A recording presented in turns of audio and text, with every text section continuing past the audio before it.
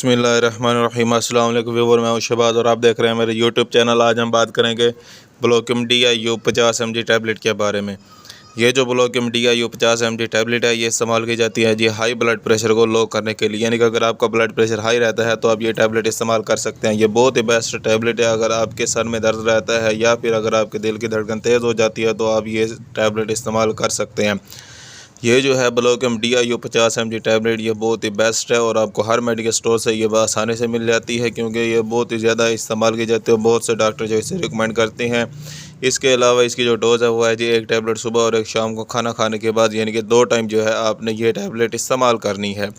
इसके अलावा मैं आपको बताता चलूँ, इसकी जो कीमत है वो भी इतनी ज़्यादा नहीं है, बहुत ही कम इसकी कीमत है जी। हाँ व्यूअर, ऐसी और मज़ीद इन्फॉर्मेटिव वीडियो देखने के लिए हमारे चैनल को सब्सक्राइब करें और साथ में बेल आइकन को प्रेस लाजमी करें। अगर आपको कोई भी बात समझ नहीं आती तो हमें कमेंट लाजमी करिए। अगर आपके माइंड में कोई भी क्वेश्चन आया तो हमें कमेंट लाजमी करें। मिलते हैं अगली वीडियो में, अब तक के लिए हमें इजाज़त दें। अल्लाह हाफिज़।